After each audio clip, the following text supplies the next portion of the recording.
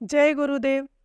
जीवन की परिभाषाएं कई हो सकती है, जिनमें से एक है चुनौतियों का सामना करते हुए इन्हें उत्कर्ष की सीढ़ी बनाना। वह जीवन ही क्या जो चुनौतियों से, संघर्षों से भरा हुआ न हो। चुनौतियों के बीच तपकर ही कोई व्यक्ति कुंदन बन के निखरता है और अपनी प्रामाणिकता के साथ कालजयी चमक बिखेरता है। बिना चुनौतियों के आराम के साथ ठहरा हुआ, संघर्ष से पलायन करता हुआ जीवन तो समय के साथ जंग खा जाता है और निहित संभावनाओं को साकार किए बिना ही अपनी चमक खो बैठता है और अंततः मानव जीवन से जुड़े परम सौभाग्य से भी वंचित रह जाता है। हालांकि हर चुनौती का सामना करते हुए आगे बढ़ना भी कोई सरल कार्य नहीं होता। जीवन में चुनौतियों के आने पर स्वाभाविक रूप में पहली प्रतिक्रिया भय और पलायन की रहती है। लगता है कि जैसे चुनौती अस्तित्व के लिए खतरा बनकर कहर बरसाने वाली है, इसको लीलने वाली है। इस आशंका के साथ बुद्धि अपंग हो उठती है तथा जीवन के निर्णय प्रभावित होने लगते हैं। भय, असुरक्षा से प्रेरित इस मना स्थिति में कई बार व्यक्ति ऐसे अदूरदर्शी निर्णय ले बैठता है जिनके लिए बाद में पश्चाताप करना पड़ता है।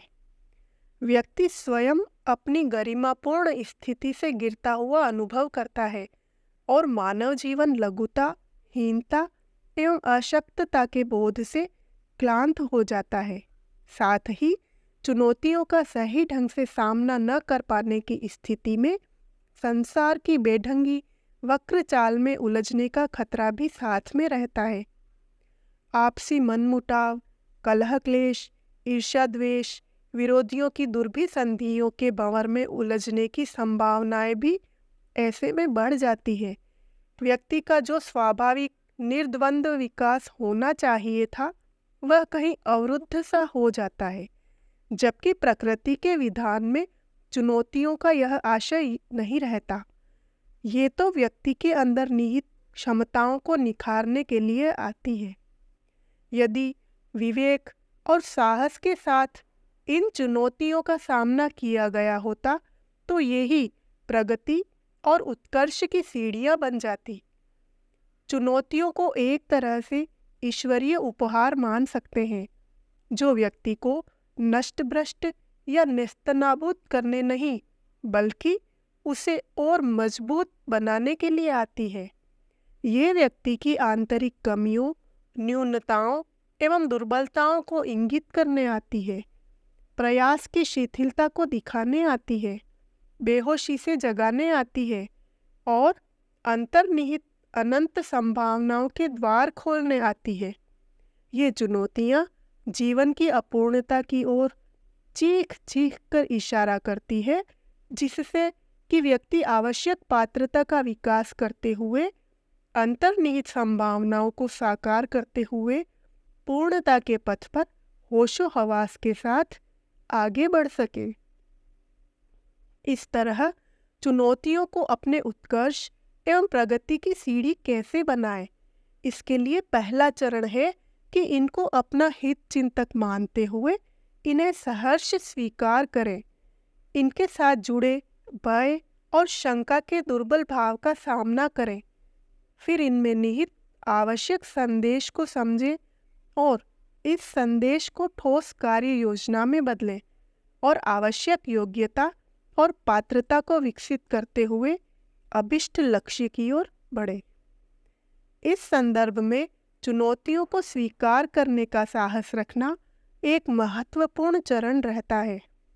साहसिक प्रकृति के लोग ऐसी चुनौतियों का इंतजार करते रहते हैं, बल्कि इन्हें निमंत्रण तक देते हैं और जब ये आती है तो दोनों हाथों से इन्हें स्वीकार करते हैं और जीवन के सफर को रोमांचक बनाते हैं तथा इनका प्रत्युत्तर देते हुए एक सार्थक जीवन की ओर कदम बढ़ाते हैं।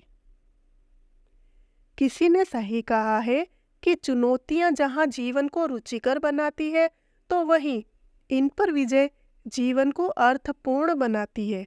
वास्तव में अस्तित्व के सत्य, धर्म और ईमान को चुनौती देती परिस्थितियों के सार्थक प्रत्युत्तर से अधिक संतोषजनक कुछ नहीं हो सकता, जहाँ सावधानी की भी आवश्यकता रहती है ताकि चुनौतियों का जवाब देते देते कहीं व्यक्ति स्वयं संसार के विषम प्रवाह में उलझ न जाए। यह ध्यान रखना जरूरी है कि सांसारिक दुर्भाव, द्वेष, जड़ता एवं विकार आदि कहीं स्वभाव की सरलता, तरलता एवं शुद्ध बुद्ध पावन प्रकृति को प्रभावित कर विकृत न कर दे, क्योंकि आंतरिक शांति, स्थिरता एवं संतुलन की कीमत पर पाई गई उपलब्धि या सफलता पर संतोष नहीं किया जा सकता तथा इन पर पुनर्विचार आवश्यक हो जाता है। इसके लिए जीवन के समग्र विकास के राजमार्ग को समझने व धर्म मार्ग से च्युत हुए बिना धैर्यपूर्वक मंजिल तक पहुँचने का जज्बा धारण करना अभिष्ट रहता है। इस तरह चुनौतियों का सामना करते हुए व्यक्ति को एक तरह से दोहरे मोर्चे पर जूझना होता है। बाहरी चुनौतियां जहां आंतरिक दुर्बलता को इंगित कर रही होती है, तो वहीं स्वभावगत दोष भी ताल ठोक कर सामना करने के लिए महाचुनौती की तरह सामने खड़े होते हैं। इंद्रियों की विषयासक्ति, मन की सुख लालसा, आंतरिक राग द्वेष, अहंता एवं संस्कारगत दुर्बलताएं जीवन के संघर्ष को विकट बना रहे होते हैं। ऐसे में व्यक्ति को दोहरे स्तर पर चुनौतियों से जूझना होता है। बिना आध्यात्मिक समझ के इनका सार्थक प्रत्युत्तर संभव नहीं हो पाता। मानव प्रकृति की सम्यक समझ यहाँ आवश्यक हो जाती है, जो गुरुजनों के सत्संग, स्वाध्याय एवं चिंतन मनन के साथ विकसित होती है। आध्यात्मिक जीवन दृष्टि के साथ जीवन की बाह्याभ्यंतर चुनौतियों के प्रत्युत्तर सरल हो जाते हैं। चुनौतियों का सामना व इनको पार करते हुए यह ध्यान रखना पड़ता है कि हमारे कदम सत्य पर अडिग है, धर्म से युक्त है और शिव भाव से जुड़े हैं। इस तरह अपने अंतरंग में ईमान और साथ में भगवान के साथ हर पल का संग रहने पर हर चुनौती जीवन में समाधान का हिस्सा बनती है तथा व्यक्ति के सर्वांगीण उत्कर्ष की सीढ़ी बनते हुए पूर्णता के ध्येय की ओर व्यक्ति को आगे बढ़ाती है। जय गुरुदेव।